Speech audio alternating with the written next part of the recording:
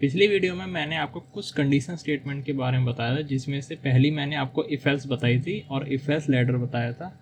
तो आज की वीडियो उसी का पार्ट 2 है, जिसमें हम स्विच केस को देखेंगे कि उसका सिंटैक्स क्या होता है और किस तरीके से वो काम करता है। तो हेलो गाइस, स्वागत है आपका हमारी डैडी डेव कोर्स सीरीज़ में। तो चलिए वीडियो को हम शुरू करते हैं।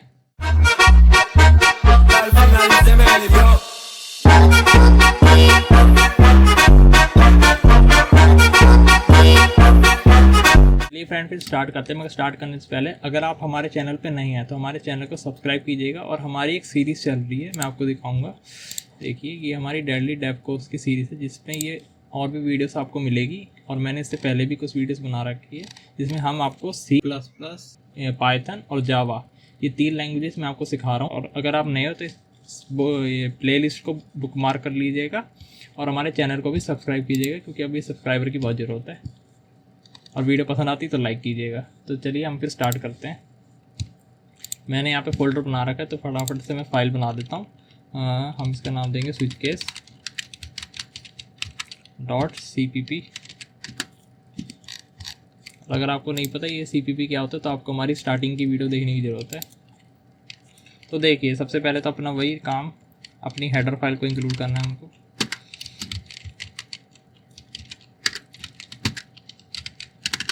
और यूजिंग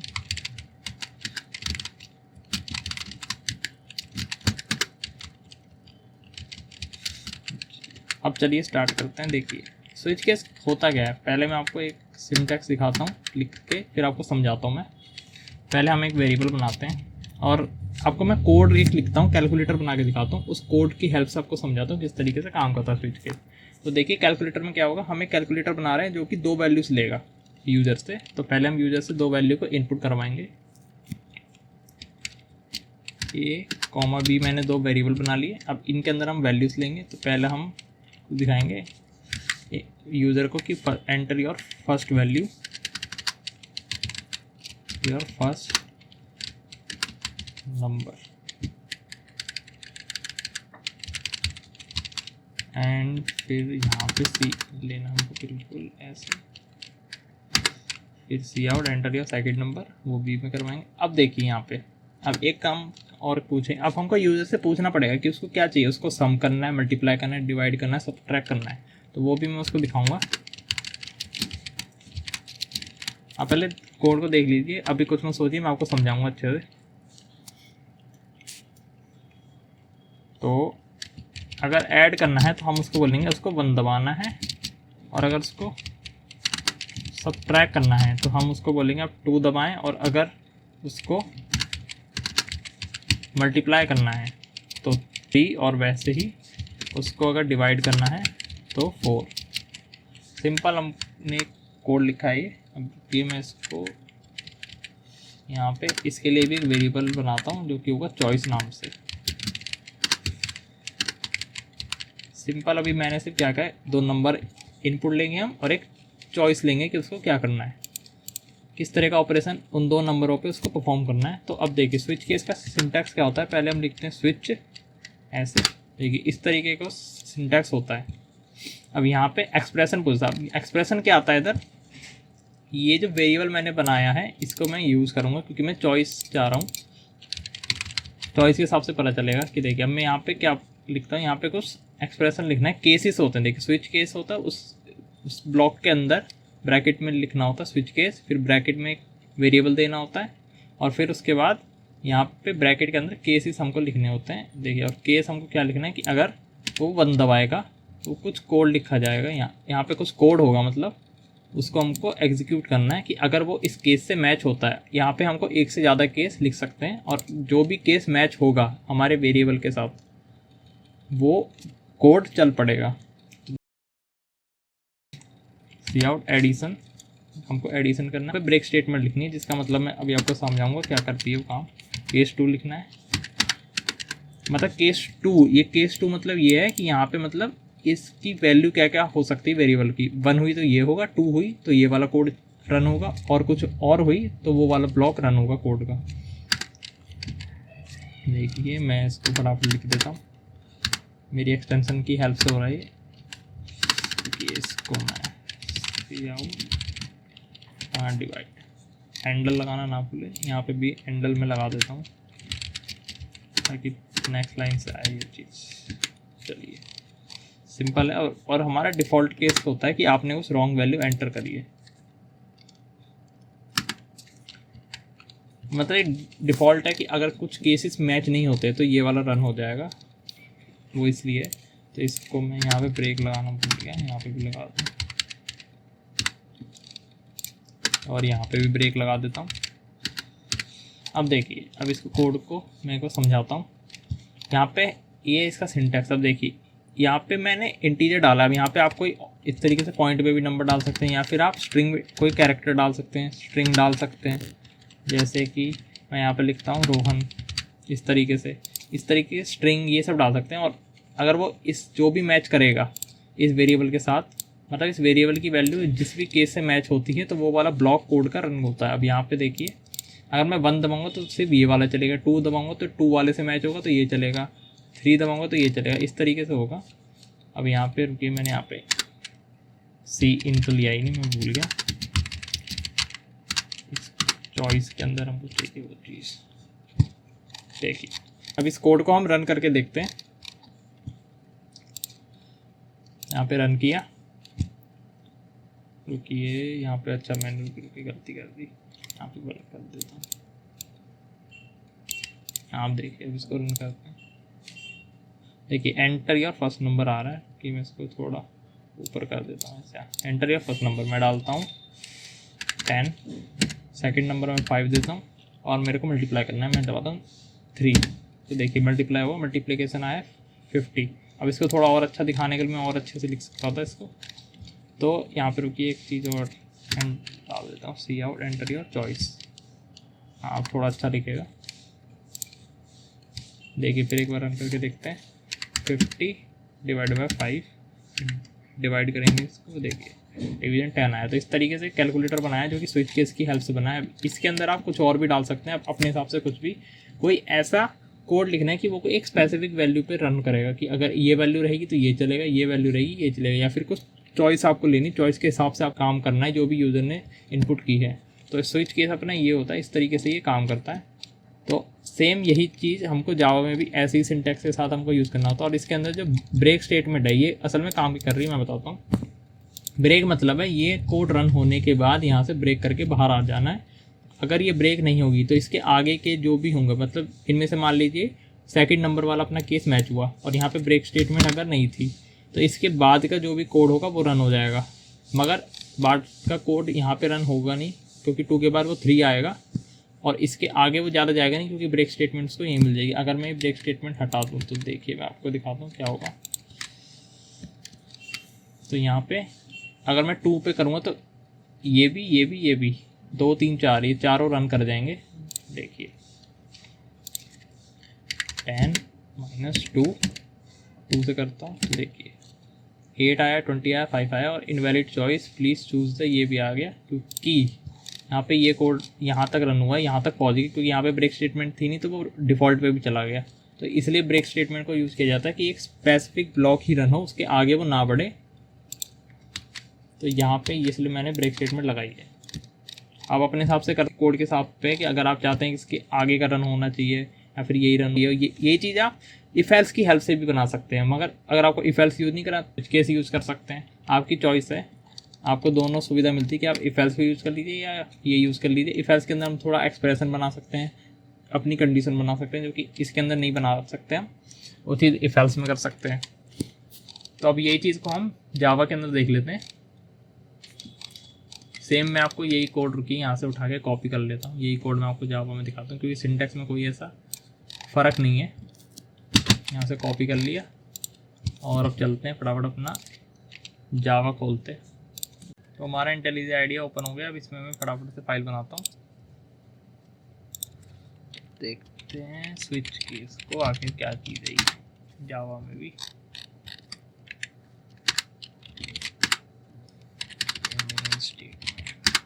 हाँ आप देखिए इसके अंदर मैं ये पेस्ट कर दूँगा, देखिए ये सी आउट बस अलग है, उसकी वजह से एरर आई है।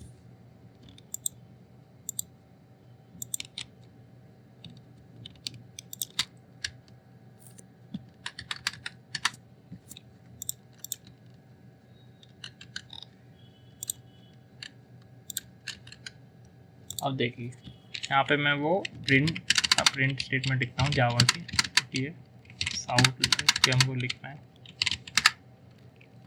और यहाँ पे क्या कर रहे थे हम, एडिशन।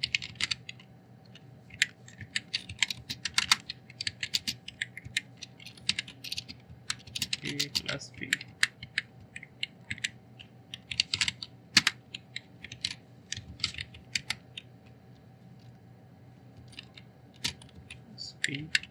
सॉरी माइनस लिखना था यहाँ पे, माइनस।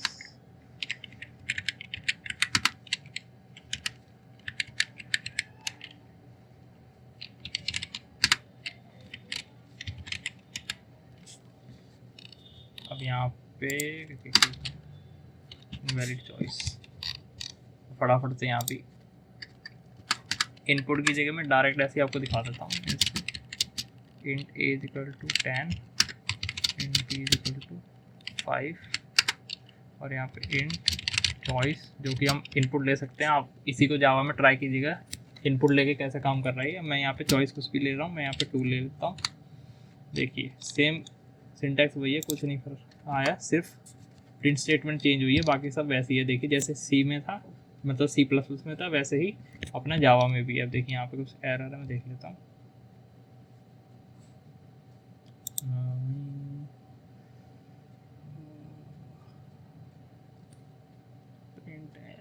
इसको शायद ये ब्रैकेट में डालना पड़ेगा थोड़ा सा। हाँ अब देखिए, अब इसको रन करते हैं तो क्या आएगा, हमारी चॉइस 2 है तो सेकंड वाला चलेगा, क्योंकि हमारा सब्ट्रैक्शन देखिए 5 आया। अब इसी को मैं अगर 1 कर देता हूँ तो देखिए वाईडी खुद पहचान ले रही है कि ये वाला आपका रन होगा। देखिए एडिशन आया, रुकी ये कुछ रॉन्ग हुआ है, एडिशन में 15 आया था 1। अच्छा ओके, देखिए यहाँ पे इसको आपको ब्रैकेट में डालना पड़ेगा, क्योंकि वो इसको कंकैटिनेट कर रहा है स्ट्रिंग समझ के। अब मैं देखिए अब इसको करूँगा, अब आएगा सही। देखिए 15 आया, तो इनको थोड़ा सा हम ब्रैकेट में डाल लेना ताकि वो इसको स्ट्रिंग नहीं समझे। बस अब देखिए, अब यहाँ पे इसको मैं 4 देता हूँ तो अभी इसको डिवाइड करेगा, 2 आया दे। तो इस तरीके से स्विच केस काम करता है हमारा। केसेस आपको ऐसे लिखने होते हैं। अब इसके अंदर एक अलग तरीके से भी हम स्विच केस को लिख सकते हैं जावा के अंदर, तो वो भी मैं आपको दिखाता हूँ। आप इस तरीके से नहीं, एक और तरीका है जिसमें आप लिख सकते हैं, लेकिन उसमें आपको फ़ायदा ये होता है कि उसमें आपको ब्रेक स्टेटमेंट को लिखना नहीं पड़ता, तो सिर्फ आपको केस लिखना है और उसके आगे का जो भी कोड है वो लिखना है, तो ब्रेक स्टेटमेंट लिखने से बच जाता है। तो वो भी मैं आपको दिखाता हूँ वो किस तरीके से हम लिखते हैं। तो यहाँ पे मैं लिख देता हूँ, ये है नॉर्मल स्विच केस, और इसके नीचे मैं आपको दिखाता हूँ एनहांस स्विच केस। इसको एनहांस स्विच केस कहा जाता है। अब देखिए वो कैसे होता है, क्योंकि इसने एक जगह डाल दिया इसको केस 1, इसने सेम ही तरीके से दिखाया। मैं इसको खुद से आपको बना के लिख के दिखाता हूँ फटाफट। पहले स्विच, फिर उसके बाद चॉइस वेरिएबल, यहाँ पे आपको केस डालना है, केस 1, और फिर उसके बाद आपको डालना है ऐसे एरो साइन बनाना है, और इसके आगे हमको अपनी कोड लिख देना है। मेरा प्रिंट का है तो ये मैं लिख दे रहा हूँ, या इसी को उठा के मैं कॉपी कर देता हूँ, पेस्ट कर दिया इसको। देखिए इस तरीके से आपको लिखना है, केस 2, केस 3, केस 4 और डिफ़ॉल्ट वाला ऐसे। तो देखिए यहाँ पे हमको ब्रेक स्टेटमेंट लिखने की ज़रूरत नहीं पड़ेगी। यहाँ पे हम जो भी केस मैच होगा वो डायरेक्ट चल जाएगा और उसके आगे का कोड नहीं चलेगा। इस वाले को मैं आपको रन करके दिखाता हूँ, और इसको मैं कमेंट आउट कर देता हूँ। देखिए अब ये इसको मैंने किया रन, देखिए 2 आ गया डायरेक्ट, और यहाँ पे ऊपर वाला मैं आपको रन करके दिखाता हूँ 1, देखिए 15 आया। तो आप ये भी यूज़ कर सकते हैं, चाहे तो ये भी यूज़ कर सकते हैं। ये दो, एक एक्स्ट्रा ये वाला एनहांस स्विच केस हमको जावा मिलता है, और वरना ये ना यूज़ करके आप ये भी यूज़ कर सकते हैं जो नॉर्मल वाला है, जबकि C++ में हमको सिर्फ नॉर्मल वाला ही मिलता है, कोई एनहांस स्विच केस नहीं होता। तो अब यही चीज़ हम देखते हैं पाइथन में कैसे होती है। और आपको बताऊं पाइथन के अंदर हमारा स्विच केस नहीं होता है, स्विच केस नहीं, वहाँ पे इसको मैच केस बोलते हैं, मैच केस से होता है और स्विच की जगह मैच आता है वहाँ पे, और ब्रेक स्टेटमेंट उसमें भी यूज़ नहीं करते। तो चलिए अब देखते हैं जावा के अंदर ये पाइथन में ये चीज़ कैसे होती है। तो देखिए यहाँ पे एक सिंपल सा मैंने कोड पे ऐसे लिखा हुआ है, आपको सिंपल समझा देता हूँ। देखिए यहाँ पे हम क्या लिख रहे थे इंटेलिजेंट आइडिया के अंदर, ये था हमारा स्विच, ये देखिए स्विच लिख रहे थे, मगर यहाँ पे क्या है मैच लिखना है हमको। हम C++ के अंदर भी हम स्विच लिख रहे थे, और यहाँ पे मैच लिखना है। फिर अपने को कोई ब्रैकेट नहीं देना, सिंपल वेरिएबल बताना है जिसमें भी हम चॉइस हमारी जो भी आई है, मैंने अपनी चॉइस एक्स में लिए, इनपुट लिया यूज़र से, और फिर उसको मैंने यहाँ पे लिखा, कॉलन लगाना है हमको और इंडेंटेशन देनी है। फिर उसके बाद हमको हमारे केसेस लिखने हैं, जैसे केस, फिर नंबर दिया, फिर कॉलन लगाया, फिर इस तरीके से केसेस लिखना। ब्रेक स्टेटमेंट नहीं लगानी होती इसमें, ये एक ही स्टेटमेंट इसमें से एग्जीक्यूट करेगी जो भी केस से मैच करेगी। तो यहाँ पे देखिए एक कि अगर 100 हुई तो फाइल एक्सेप्टेड है, 101 ये वाली एक्सेप्ट होगी, ये वाली रिजेक्ट हुई है, और अगर कोई और नंबर डालेगा तो फाइल इज इन प्रोसेस आएगा। अब ये होता है हमारा डिफ़ॉल्ट केस, जो कि मैंने यहाँ पे देखिए लिखा हुआ है। डिफ़ॉल्ट केस में हम ऐसे लिखते हैं, केस अंडरस्कोर लिखना होता है, ऐसे अंडरस्कोर आपको डालना है, तो वो हमारा डिफ़ॉल्ट केस होता है। जबकि नॉर्मल हम क्या देखा था हमने पहले कि आपको डिफ़ॉल्ट लिखना होता है, ऐसे केस नहीं लिखना होता, डिफ़ॉल्ट लिखना होता है। मगर यहाँ पे हमको डिफ़ॉल्ट लिखने के लिए केस फिर अंडरस्कोर बताना है, जिससे पाइथन समझेगा कि यही हमारा डिफ़ॉल्ट केस है, कि अगर इनमें से कोई वैल्यू मैच नहीं करती है तो ये वाला रन करेगा। तो इसको मैं रन करके दिखाता हूँ आपको कि अब यहाँ पे कोई नंबर डालते हैं, जैसे कि 105 लिखा है, तो देखिए फाइल इज़ रिजेक्टेड आया, क्योंकि यही कोड यहाँ पे लिखा है वही इसने प्रिंट करा।